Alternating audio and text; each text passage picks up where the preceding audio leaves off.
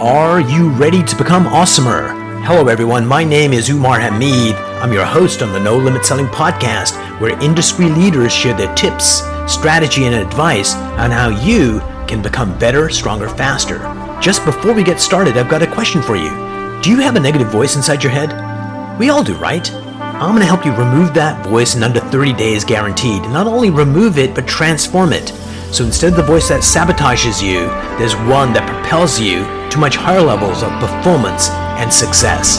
There's a link in the show notes. Click on it to find out more. All right, let's get started. Hey everyone, I'm really happy to have JoBeth Hanak here today. She is a sales warrior, one of those weird people that picks up the phone and lands appointments, which is freaking hard to do. JoBeth, welcome to the program. Thank you. Thank you so much for having me. So I just want you to know that cold calling is dead. And if you want to make a grown salesperson cry, tell them they have to cold call. It doesn't work. Don't make me do it, please. Oh my God, I've definitely heard that before, and I can guarantee it does work. You know, it's just you got to get more creative for sure.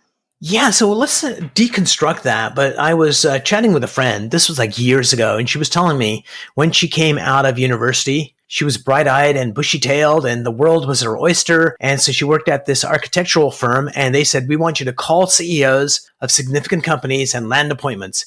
Okay. And then she did. But all the people around her is like, how are you doing that?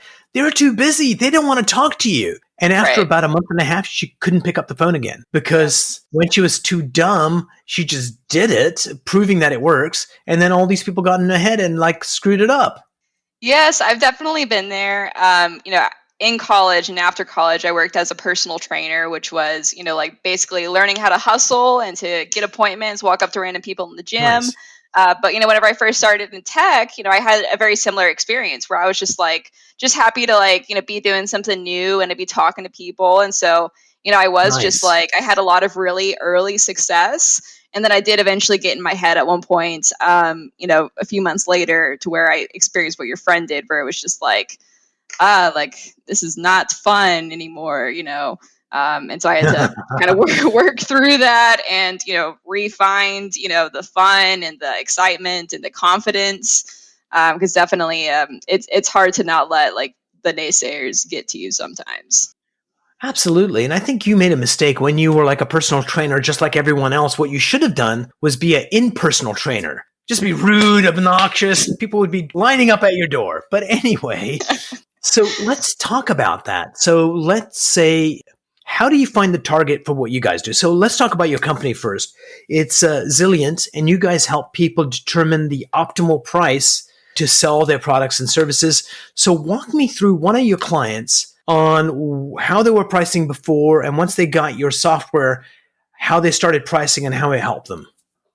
Sure. So, sometimes whenever I talk to companies, they are kind of stuck in the dark ages still. They're doing everything based off of Excel. A lot of the companies I'm speaking to, they have up to 180,000 different SKUs, different things that they're having to price Yikes. for.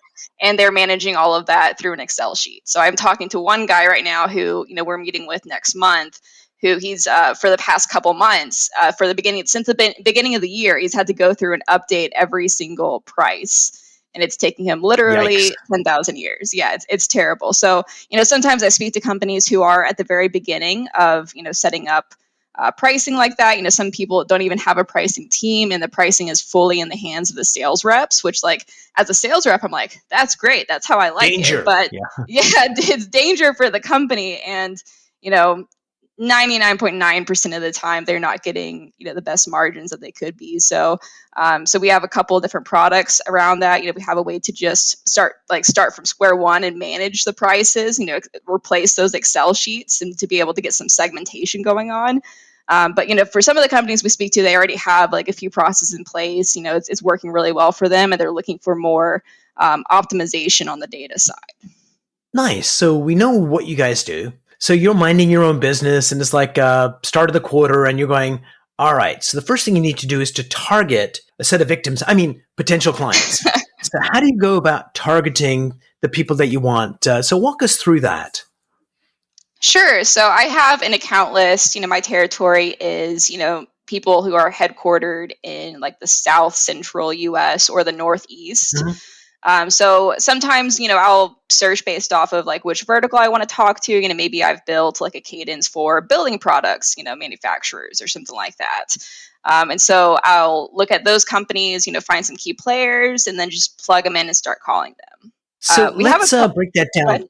Who would be a key player in a company that would be interested in pricing? Is that the CFO? Is it the head sales guy or the CEO? Like, who's that in the company typically? Yeah, sometimes it's, the CFO. Usually we're starting kind of more in the middle with, breaking Mhm. into a company. And so, a lot of people I'd speak to would be a director of pricing, if they have a pricing team. If they don't have any sort of pricing team, then pricing could be owned by sales. And we do have, sales products that we use as well. So we do guidance for sales, which would be if they have a large account list, being able to figure out which accounts to target, in addition to the pricing. So I talk to a lot of VP of sales. That's probably like a lot of the people that I am calling. But as well, it's like just anyone with a pricing title. But if pricing is not, if there's not a pricing team, it could be owned by sales, marketing, product, operations. So So, sometimes it's just a little bit of a Easter egg hunt. so you first person you actually get on the phone, you ask who's doing this, and off they go, and off you go to Um, that area. Yeah, typically because we do like two different things. And I find that sometimes, someone, they're really, content with what they're doing for pricing. And so then I'll like try to pivot and go into like what they're doing for sales. But I never really try to assume, which one of those two things they'd be interested in, because I found that I Smart, can shoot myself in the foot. so I nice, usually, so I usually just start out by asking, what would be more relevant to your role? Is it sales growth, or is it finding the right prices to give to your sales team? brilliant. So let's say it's sales growth, and the person you found wasn't the right person, but it's sales growth, and then you suss out like the head VP of sales. You finally get that person on the phone.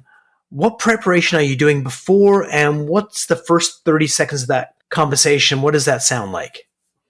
Sure. So whenever I get someone that I want to go after, I'm typically looking at their LinkedIn. I'm looking at, my notes in the account to see like, okay, like, have I spoken to someone here before? Do I have any notes that I can rely on to give me a little bit of context to be able to add to the conversation, or which direction to go if I've already narrowed down that they have a particular problem? And I use the to start off a conversation, I use like a Josh Braun technique, which is just, calling out like the obvious, which is, say, hey, this is JoBeth at Zilliant. This is a cold call. I know you probably just want to hang up, but, I'd appreciate it if you gave me a minute to tell you why I'm calling. Pause right Um, there. yeah, So when people hear that, what percentage of people say, yeah, go ahead, Joe Beth? I would say like 90%. Which would be shocking to most people because they in their Yes. heads they've got it like 90% are going to say get out of here, but the opposite is true. I'll tell you, my boss had been telling me to use this technique for quite a while. And I was really resistant to it because I was like, man, like no one likes cold calls. They're just going to hang up. And some people still do hang up, which is totally their right. But a lot of people just kind of laugh and they're just like, okay, like what do you have? Or, okay, go ahead. You have So a I'm going to minute. suggest something else for you, Joe Beth. It was a previous guest on the show, and this is what he does. He goes, hey, Joe Beth, this is Umar. We don't know each other. Should we hang up? And most Yeah, people kind that's of chuckle and say, no, what do you want? right, right. Yeah, I've heard of something like that being used. Saying like we don't know each other, because whenever people pick up the phone, they're trying to figure out like, okay, who is this person? Do I know them? Should I, am I forgetting someone's name? Oh, yeah. So I like just kind of starting off the call, just clearing the air and setting the tone for the call. So So you said, hey, this is who I am. This is who you are. This is a cold call. Can I have a minute? They say yes. So that's the first 10 seconds of the call. Take me through the next 30 seconds, the first minute of the call. What do you do from there? sure. So, I start off, sometimes I'll just make a little comment like, thank you, it's been a long day of doing this, or, some sort of, brief little comedic, break or whatever. Mhm. I give like a little, like small, like one sentence, to tell them, like, give them a little bit of context of like what the heck Zilliant is. Some people are familiar with us, some people are not. We do like a lot of different events with different organizations and pricing, so they may be familiar with us. And that's where I ask a question to narrow down, like, should I go in the direction of sales or should I go in the direction of pricing? And sometimes people say both. But Right. usually that gets people talking enough to where then I can kind of figure out like where I want to take the next part of the call. And typically it's trying to Nice. figure out like, what are you doing now? Are there any problems with it? What could be done better? Brilliant. And then once they're talking, then you're talking, and then you can figure out where to go from there. And typically, are Yeah, you that looking to land an appointment, or what's your end goal for the call? best case scenario would be an appointment. Sometimes, they point me to a better contact. Sometimes they, want me to send over a little bit of information and book the call from there. That's obviously not my first choice, but I have, some people just need to see a little bit more, before they're interested. And I have booked appointments that way. But ideally, it would be scheduling a call with my, regional sales director for them to go over more in depth and to get that the sales cycle moving along. Brilliant. When we used to have events, there was a gentleman called Steve Richard. He's like a guru of this kind of stuff. And he Yeah, I'm started familiar with him. yeah, so he's on stage and he's got his phone and it's like, who's trying to make a call at an appointment? I am. It's like, well, okay, what industry? Who are you trying to call? And then he was just on stage calling an industry he does not know and figures out that the guy that our hero is trying to get a hold of is not the right person. Figures out who the right person is, gets transferred, and then they're not the right person, but they tell him the ultimate right person all within like 5 minutes. He finds the exact target and what they really need without anybody dying. And everyone in the audience is like, damn, that's good. Yeah, I'm familiar with Steve Richards. I've actually been in like one of his, trainings, workshops, and everything. And he does, I don't remember if he did it during that workshop, but that was like the whole thing that people talked about. Is like he'll actually cold call like one of your, your people and like show you like how he would do it and get somewhere. So he's a cool guy. Brilliant. He was actually talking about one of his pieces of software because now he's in Exec Vision, which is like fancy software. But before he got there was a piece of software he got for all his inside reps that had a web camera and had they would record the calls. And each one of his employees had pointed the camera towards the ceiling, and there was lots of resentment in his organization. Big brother is watching me. And it was just Steve's a brilliant, brilliant guy. And they just Right. not communicated well what the intention was. So then they had to have a company meeting, and then they finally went, okay, the intention of this is as follows, that this week you're going to have a bunch of calls, and I want you to self-select a call that went really, really well and a call that went sideways. And then you're going to sit down with your manager, and we'll take a look at the playback of that call. And on the one that was phenomenal, we go, good job, or oh, wait a minute. You said this thing here, and this is like freaking genius. We'll put this in the archive of Hall of Fame so other people learn it. And where you went wrong, instead of, yeah, I was on a call and it went sideways, it's like, who knows? But now you and your manager are auditing the call, and then the manager can go, oh, when the guy was saying this, notice his tone of voice. What he was really saying was that. And all of a sudden, all his reps started getting dramatically better results. But I think it's knowing what to improve. And then the other lesson was we need to communicate better with not only ourselves, but when we're on the phone with people, the more elegant we are and we set expectations, the better results we get. Oh, for sure. And Exec Vision is a really cool tool. And I think that, having some sort of way to record your calls and to be able to go back over them to see how you can improve is just crucial, in sales. Otherwise, it's just fully going off of your memory, and you may remember things going way differently than they actually did. Definitely early on in my sales career, I would, go over a call with my manager and I'd be like, I don't know what went wrong. Like, I did everything right. It was so great. He was just a jerk face. And then, of course, we'd listen to it and they would be like, this is like where you messed up. So. What's kind of interesting is that you can have two siblings, but let's say twins for our example. Twins in this family function 8 years ago. And when you ask them what happened, they both have totally different experiences of what happened. Aunt Betty was a nut. And Aunt Betty was amazing. And so when we're trying to remember back a call from Monday there's no freaking way I'm going to remember any of it. So having that recording really helps a lot for my manager to help me get better at what I do.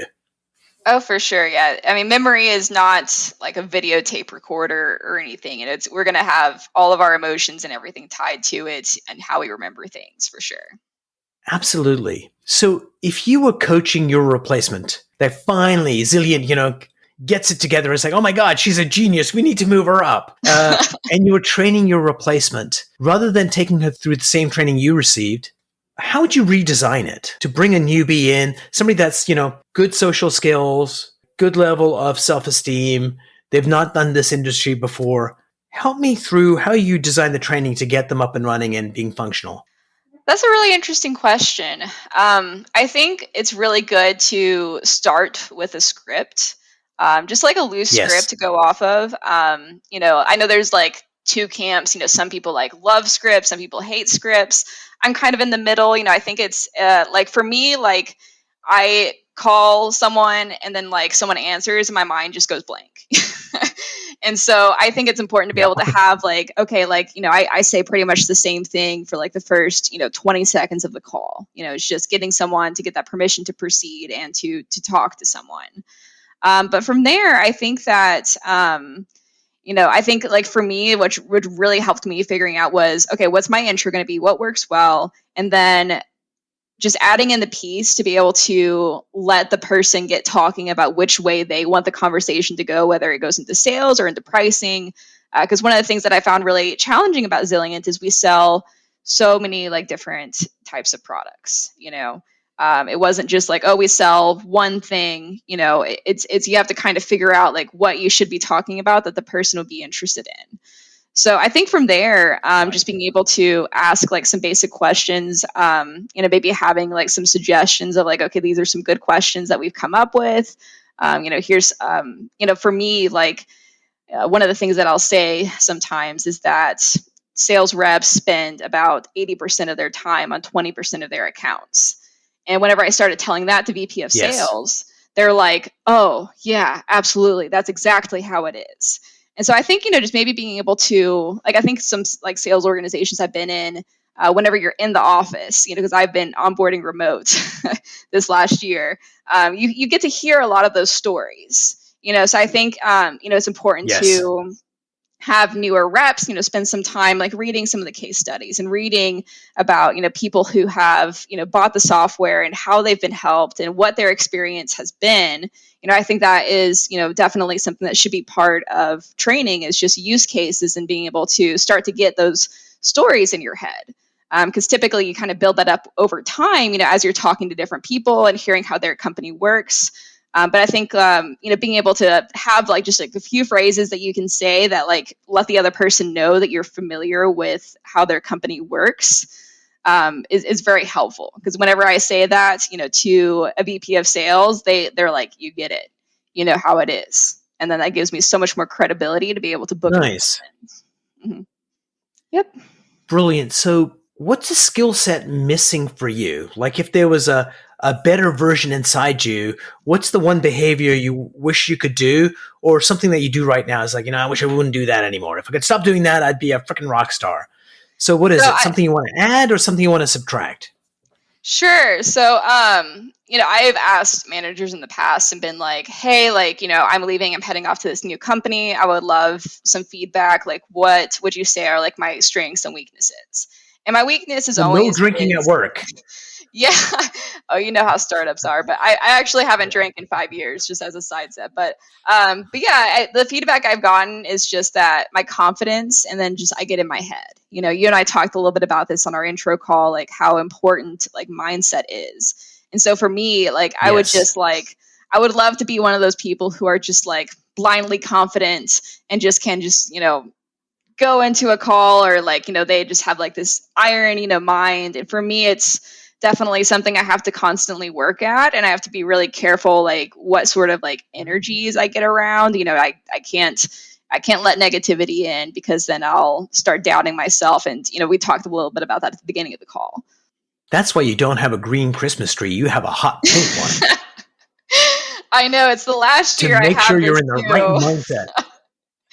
I know my fiance and I are moving in together pretty like I think next month or something like that, and he's not a fan of the pink Christmas tree, so I gotta get rid of it. So but I don't know how to dispose of a Christmas tree. I guess I just throw it in the dumpster. So It's a good question. JoBeth, thank you so much for a delightful conversation. And, when we were about to start this conversation, it was like, what are we going to talk about? Like, where are we going to go? But where we went was where the rubber meets the road. Like, this is what you do to land appointments. Because the number one thing that stops salespeople from reaching their potential is not getting enough quality appointments. And thank you for sharing your wisdom today. Yeah, for sure. Absolutely. Thank you so much for having me.